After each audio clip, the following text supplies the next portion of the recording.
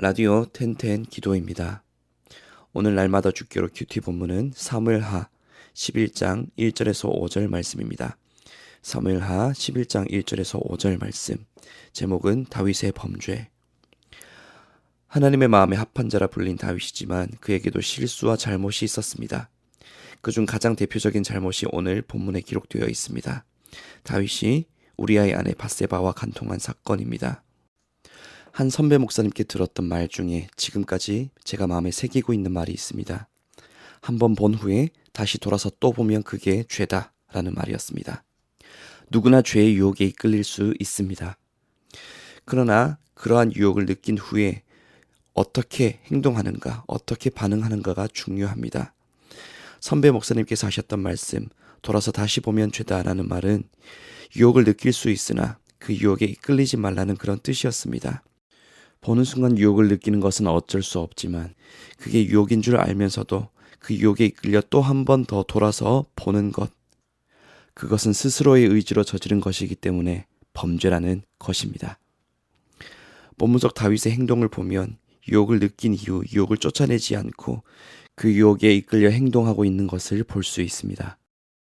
목욕하는 여인을 본 순간 다윗은 돌아섰어야 했습니다. 다시 돌아보면 안 되는 것이었습니다. 다른 누구도 아닌 다윗이니 그 누구보다도 그 사실을 잘 알고 있었을 것입니다.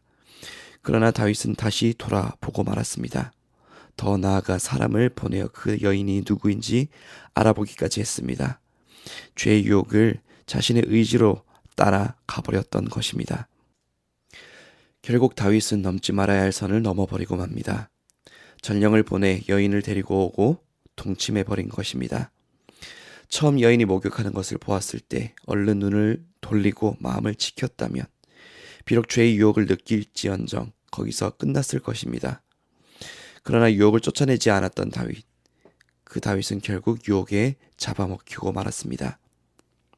여기서 우리는 다윗이 이 유혹에 잡아먹힌 단계를 생각해 보아야 합니다.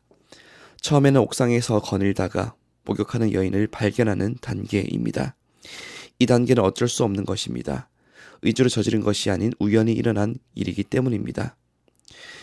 그런데 이 단계에서 돌아서야 자신을 지킬 수 있는 것입니다.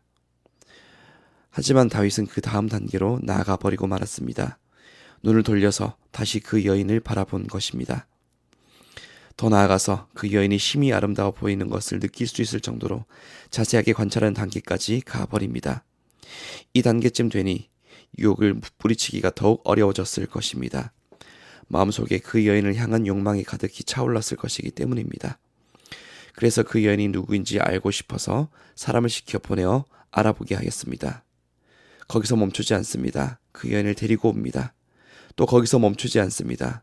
데리고 여인을 침소에 들이고 동침해 버리기까지 합니다. 이렇게 단계적으로 다윗의 범죄를 살펴보면 유혹을 따르는 자신을 자각하고 멈출 수 있는 순간들 분명히 있었습니다.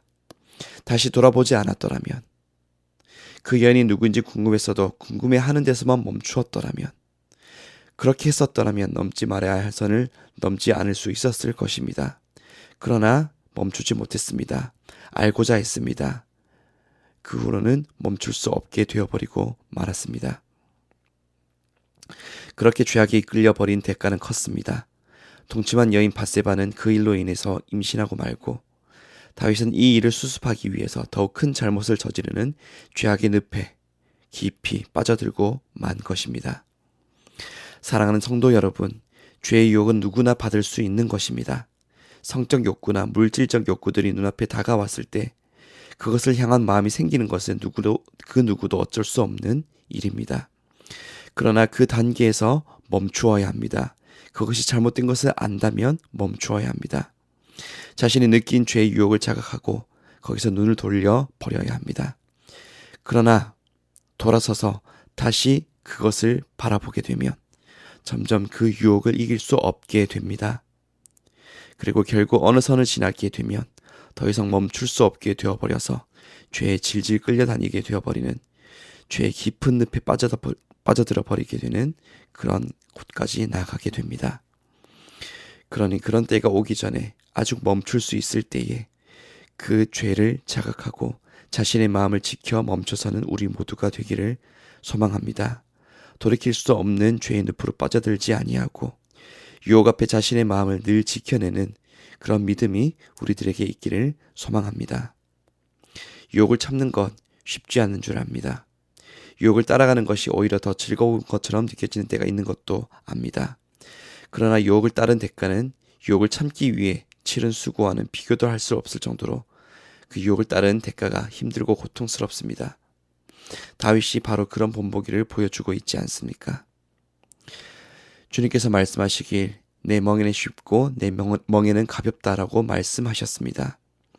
오히려 세상의 짐이 수고하고 무거운 짐이라고 말씀하셨습니다.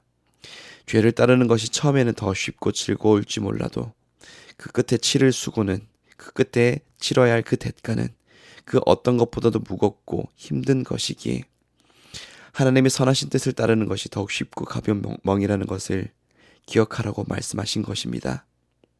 우리는 이 말씀을 기억하며 죄의 유혹에 이끌리지 않고 돌아서야 할 것입니다. 그리고 하나님의 선하신 뜻을 힘써 따르며 살아가는 우리 모두가 되어야 될 것입니다.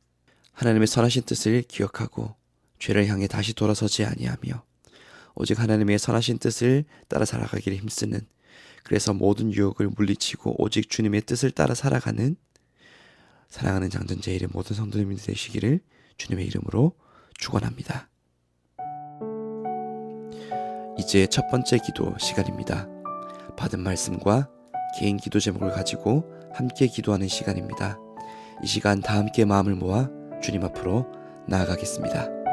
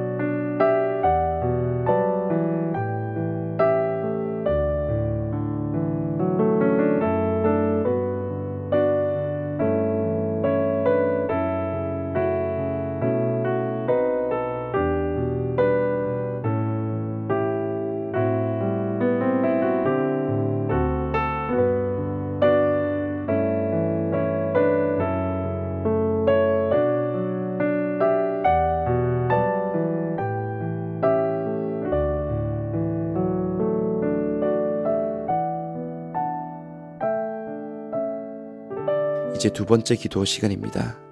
죄의 유혹은 누구나 받을 수 있습니다. 그러나 그 이유가 중요합니다. 죄의 유혹인 것을 깨닫고 돌아선다면 그 죄에 이끌려 더 큰 죄를 범하지 않을 수 있습니다. 그러나 그 유혹을 물리치지 아니하고 그 유혹을 따라가 버린다면 더 큰 어려움을 겪을 수밖에 없습니다. 처음 유혹을 느낄 때에 죄로부터 돌아서야 합니다. 그리고 하나님의 선하신 뜻을 우리 마음가운데 새기며 그 뜻을 따를 수 있어야 합니다. 그렇게 죄의 유혹을 물리치고 오직 하나님의 뜻만 따라 살아가는 우리 모두가 되기를 소망합니다. 이 시간 다 함께 마음을 모아 기도 드리겠습니다.